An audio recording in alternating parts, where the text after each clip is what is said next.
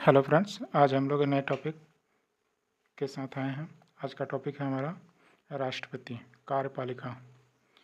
तो हम लोग देखते हैं कि कार्यपालिका का प्रधान किसे कहा जाता है। तो कार्यपालिका का प्रधान राष्ट्रपति को कहा जाता है। कार्यपालिका की शक्ति किस में निहित है? राष्ट्रपति में।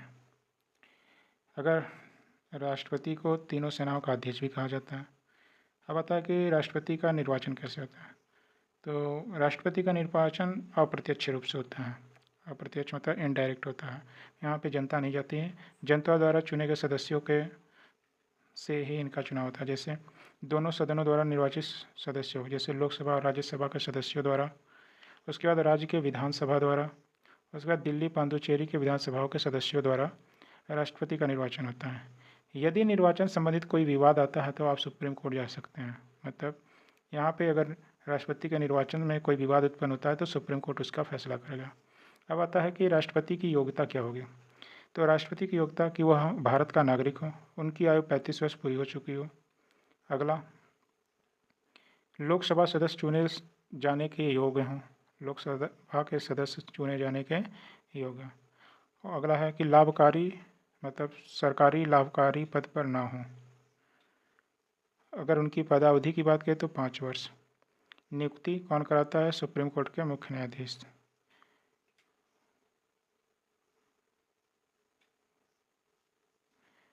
और इनके द्वारा ही सुप्रीम कोर्ट और हाई कोर्ट के न्यायाधीशों की नियुक्ति न्यायालय में की जाती है। आता है कि शपथ ग्रहण कौन कराता है? मुख्य न्यायाधीश। मतलब राष्ट्रपति का शपथ ग्रहण कौन कराता है? तो मुख्य न्यायाधीश। त्यागपत्र किसे देते हैं? राष्ट्रपति, उपराष्ट्रपति को।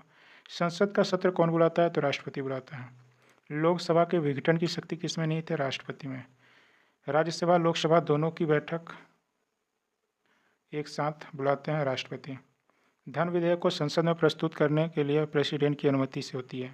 अगर धन विधेयक संसद में प्रस्तुत करना है तो आपको राष्ट्रपति की अनुमति लेनी पड़ेगी। अगर किसी को मृत्युदंड को सज़ा हो गई तो उसकी सज़ा को क्षमा करने की शक्ति राष्ट्रपति के पास होती है। अगर कोई सत्र है, अगर प्रथम सत्र है संसद की, तो उसमें सबसे पहले राष्ट्रपति संबोधित करते हैं। वित्त आयोग का गठन भी राष्ट्रपति के द्वारा होता है। सुप्रीम कोर्ट और हाई कोर्ट के न्यायाधीशों से परामर्श करने का अधिकार भी राष्ट्रपति को है। किसी बात विवाचित करना हो किसी टॉपिक पे तो उस पर राष्ट्रपति मुख्य न्यायाधीश और हाई कोर्ट के न्यायाधीशों के साथ बात विमर्श कर सकते हैं। तो ये हमारे लिए आज का वीडियो था, और अन्य वीडियो इसी टॉपिक पे हम लोग नेक्स्ट डे देखते हैं।